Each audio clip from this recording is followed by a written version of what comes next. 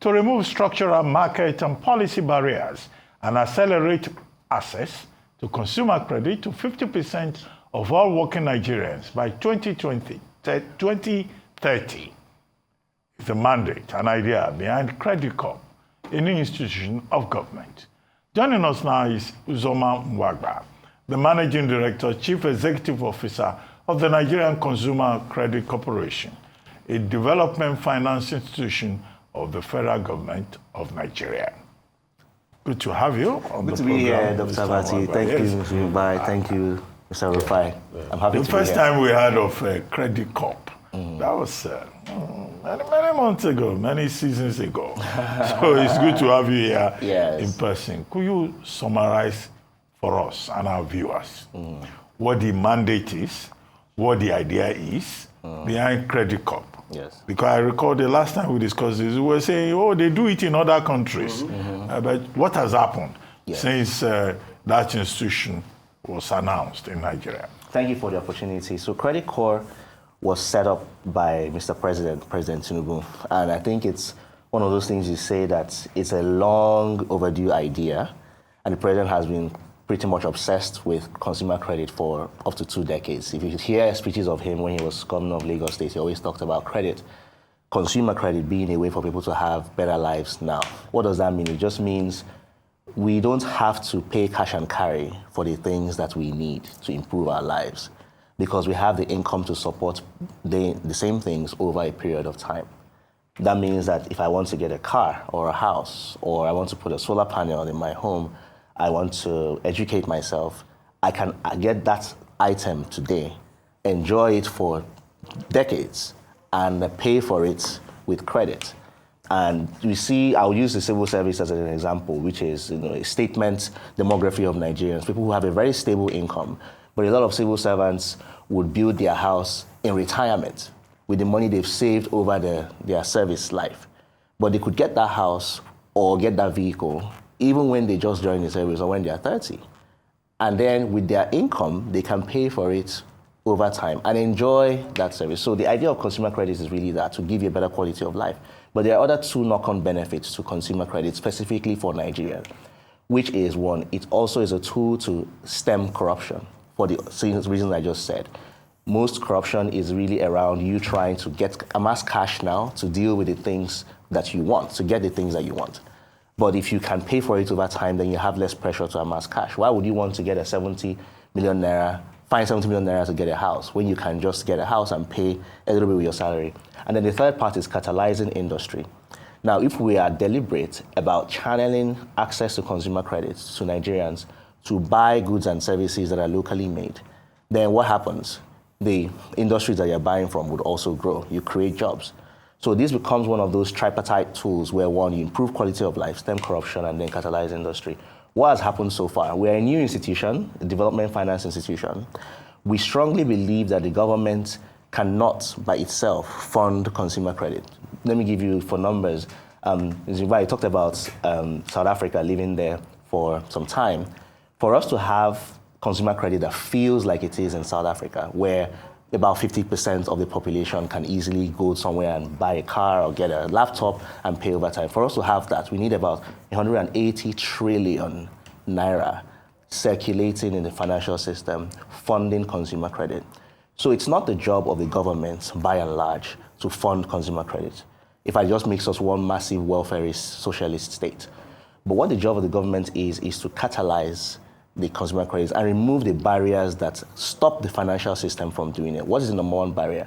The number 1 barrier from the financial system today, why the banks, microfinance, are not funding consumer credit. Why, if you walk into your bank now and say, give me money to buy a laptop or a car, it's such a difficult conversation, even for people here who are presumably in the middle class, upper middle class. How much more the average Nigerian out there? The reason for that is because they can't trust you. They don't know who walked into the door. They don't know who went to that app. They don't have a clear picture of your true credit life and your credit behavior. The concept of credit scores, it exists in theory. Yeah, we have credit bureaus in the country. But as of today, we have about roughly less than 10% or just around 10% of Nigerians who have their data existent on a credit bureau. And even at that, it's not complete in the sense that if I go to credit bureau, check my credit history, which I have, some loans that I have taken, which I have taken on the back of just being in Nigeria, are not there. And it's one of those all or nothing things. You have to have the full picture. So our first job is to clear that infrastructure. But while that's happening, we will take some time. I'll talk about the laws around credit reporting. The last thing is capital, which is what you see. So we give capital to banks and microfinance institutions, and we also provide guarantees just to expand access to credit. I'm glad you spoke about some of the challenges with regards to accessing credit itself. But, you know, before we started this interview, we were talking about the psychology behind accessing credit and the fact that Nigerians prefer to just do cash and carry. Can you give us a little bit more enlightenment into why people mostly prefer that and how you're trying to reshape that psychology? Wonderful. Thank you. In fact, you took the third thing out of my mouth. So I talked about infrastructure and then capital. The last part of our work is what we call cultural reorientation, which is getting people to rethink this idea that credit is a bad thing. I know some of you here are Yorubas, and I think the most popular word of that in Yoruba land is onigbese. Get away. That's onigbese. And for those of us who we grew up in the church, or around the church, and the same thing I'm sure applies in Islam or around the Muslims, you say you want to be the lender, not the borrower. We really pray not to be the person who's borrowing money. But the truth is that credit is a tool that advances your life, because you already know that over my working life, I will earn in total, 200 million naira. Why can't I get some of the things now? That's why you find people tend to enjoy their lives or have the things that they would have enjoyed their life with in the twilight of their lives. A retiree from the civil service at 60, 65, now getting a vehicle. What are you going to do with that vehicle except to sit at home and then go as a retiree when you can? So the idea is that credit is not in itself a bad thing. And you know the people who've mastered credit are actually some of the industrialists and the capitalists, so to speak, that we celebrate. And of course, I have the utmost respect for Alhaji Dangote. But you know we talk about Alhaji Dangote. Today is his birthday. Oh, happy birthday, Alhaji, you see? But, you know, the refinery we celebrate today is backed by credit. Your friends and family that live abroad, some of the societies we idolize, the US, the UK, say, oh my goodness, my sister, she just got, if you see the house my sister lives in, by the way, I'm speaking as a matter of fact, I have a sister who lives in Dallas, Texas, and her house is maybe 5 times the size of mine. And I don't think she earns more money than I do. But it's because she lacks access to credit to get those things. So credit in itself is a tool to unlock a better life, as long as you have the responsibility to pay it back. And you know what? The last thing is that we all do credit. It's just that we do it in a hidden way. You borrow money from your friend, from your family. I beg, give me urgent 10K, urgent 20K, loan apps. But we don't do it as something that you want to hide it. Whereas in America, I grew up, I became an adult in America in the sense that as a university student, I got a credit card, paid it judiciously, and then was able to get a vehicle because of my credit history. I'll drive the car, everyone knows it's on credit. Nobody is laughing at me. In fact, they're celebrating me. So I'm saying that credit, our job as cultural orientation, and you will see a lot of that going on soon, is letting people know to go and borrow money. Right now, we're around getting to 36,000 beneficiaries of the credit scheme of the government. That is the work since Credicorp started April last year, and since we got funded 6 months ago. But we are on a journey of accelerating and scaling a lot more. And what we'll see is that we'll get into cultural orientation issues at that point. I like that. But you see, the cultural orientation, you don't even need to do much, because poverty has already pushed people to reorientate their culture. A lot of them loans apps are chasing them with high interest rates. A lot of people, it's so bad. Some of them will kill themselves. Can this be an alternative to those that need quick loans and things like that?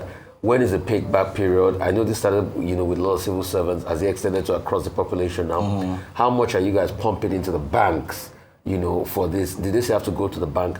Who do you even ask if you want to apply for this under the bank, and what's the interest rate? Perfect. So the truth is, yes, this can be an alternative to loan app and to loan sharks.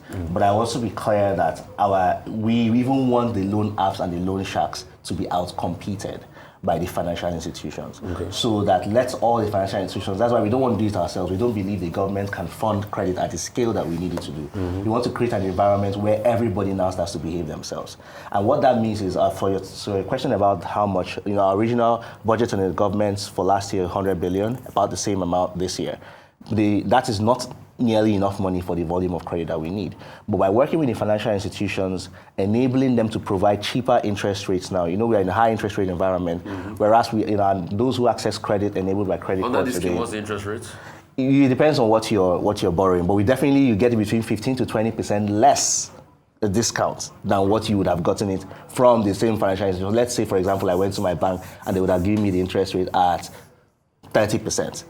You would get it between 10 to 15%, just because Credicorp has enabled the financial institution to crash the rate for you, which is what the president has been trying to push, that will let people have more access and easier access to credit. And so because of that, we are expanding our funding and working with more financial institutions, while we eventually work on the credit infrastructure itself that allows the financial institutions to know you whenever you want to borrow from them, so that they can use their own money. And that's the problem now, that they are afraid of using their own money. Not that they don't, of course they do. There's a lot of credit, close to 3 trillion naira credit that happened by the CBN last year. So when you walk into the bank, who do you talk to be able to get this Credicorp loan?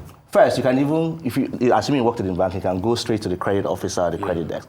But you can also go to credicorp.ng and then find out the closest of our PFIs. CREDICORP. .ng. Credicorp.ng. Yes, Okay. and you see the list of our PFIs that's participating in financial institutions, which is a growing list. So that just make it easier for you to get the credit you want. Okay, MD. Sorry. You see, this thing you are recommending, this your program, it's good, and you spoke Yoruba, Gbese, only Gbese, Gbese culture. You are recommending a Gbese culture. People should take credit. But you know also that in this country, what people say, people who go to church like Vimbai, who are prophetesses, they talk about cut your coat according to your cloth. Where I come from, there was one woman they used to call Shebi Otimo. You know that. Just live within your means. Don't go and collect bese, which you talked about. But how do you sell it to Nigerians? You talk about cultural reorientation. Yes. So you want to persuade Nigerians that it's good to be indebted. And then, is it for civil servants alone? Because if this is a government program, is your agency focusing only on government people so that, religious people who are ordinary people can just stay safe? Dr. Mati, thank you for that question about Onigbese. See, I agree with you that you should cut your coat according to your cloth. I 100% agree with you on that. The question is, what is the size of your cloth? We grossly underestimate our cloth to be that money that enters your bank account at the end of the month. Your cloth is the money that you have earned or you will earn over your productive life, the money that you earn over your productive life. So my cloth is not the 200,000 naira that I collected this month. My cloth is the 2.4 million naira for this year. So if my cloth is the 24 million naira over 10 years. So rather than save 200,000 or half of my cloth, 100,000 naira every month for 10 years, so that I can buy a car of 12 million, can I not bet that car now and still be paying that same money I'll be saving? But I'll be living with the car, just like Madam Bimbai said. It's just the bottom line. It's not, we are not for any form of reckless borrowing, of course not. But what we believe is that, and it is proven, and I'm not even talking about economies, this is just even on the individual level, that your cloth is the income that you earn and that is worth your productive life. And that cloth is not 200,000 naira per month. You will still save. People save money to buy the same things that they can get for credit now and pay back with the same money they would have saved over time. The only difference is that you have now brought the good life forward. Our mantra is live better now. I know that, because this idea of, maybe we think of a pawnbroker or an usury, that somebody come and hold you for the money that they are owing you. But think of the people we admire. A lot of them, they are running on not irresponsible credit, just credit, good credit that they can pay back over time. I think that's what our message is, that Nigerians should look at your income and go and get credit to get the things you want. Now, a student who earns 50,000 naira or 100,000 naira a month or gets an allowance, you can get a laptop now. Okay, students qualify as well. Yes, you can get a laptop now, buy a laptop. That laptop will expose you to the internet. You can do internet jobs. You can learn a new skill, learn a tech skill. And you can be paying for that laptop with 25,000 naira, 30,000 naira every month. Over the period, by the time you're done, you start earning 2 million naira a month from working on an internet job. Okay. Why would you not do that? What's the default rate?